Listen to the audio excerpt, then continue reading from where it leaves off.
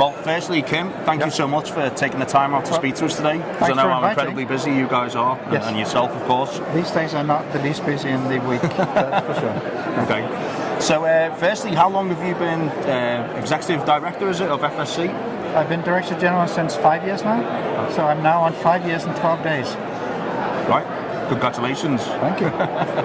And what is the General Assembly? Can you describe to us what is going on here? Well, every 3 years we hold an assembly for all of our membership. We have over 1,000 members from over 80 countries around the world, and we invite them all to come together in one place to decide the direction we are going to take as an organization for the next 3 years.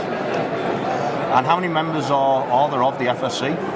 We have 1,050 members now, which is more than we've ever had before, of all sizes, all kinds.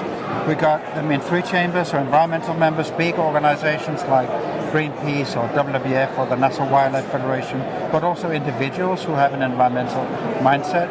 Social chamber full of trade unions, indigenous people's organizations, but also researchers and people who come with an economic or social background. And then the economic chamber, again, big companies, IKEA, Tetra Pak, Kimberly-Clark, a number of them, but also individuals who are researchers or something. 1,000 of them coming together here. Each of these 3 groups has the same power in terms of the voting, and everything needs to be agreed through a majority in each of the chambers. Without that, we can't approve anything. That sounds incredible. It is difficult, but when it works, it's great. Yeah. I've heard people say it's like a mini democracy. Would you agree with that? I would say it's a major democracy. I mean, it's the most democratic thing I know of. We got these 3 groups of people. The economic interest can never outvote the social, and the social cannot outvote the environmental. I don't know any other place where that's the case. So a lot of resolutions are getting voted on over the next couple of days. What are the real big resolutions for you? Well, one of the real big things is, what do we do as an organization with what you would call frontier logging?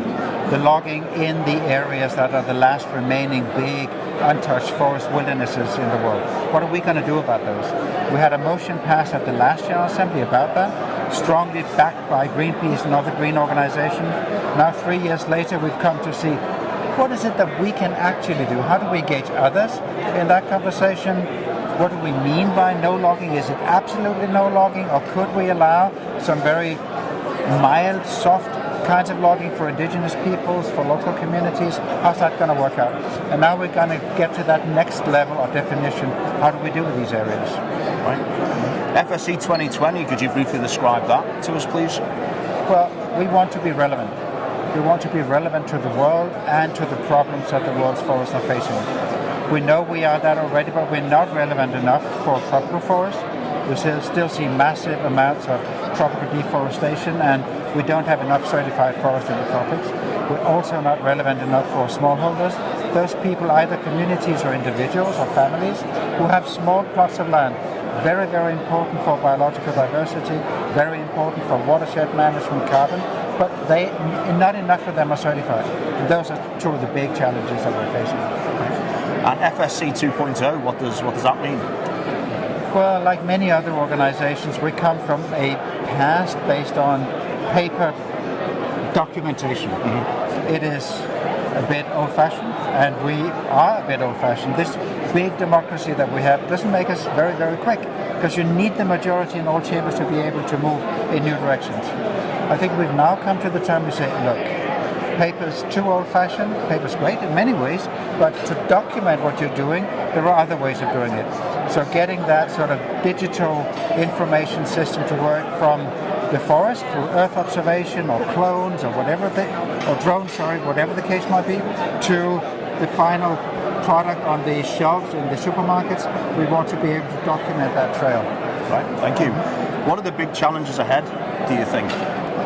I think shifting the economy from an economy based on fossil fuels to an economy based on renewable resources, that's a huge challenge. Understanding the impact for carbon and climate of good forest management is part of that, and that's one of the big challenges that we're working on. And one last question, please.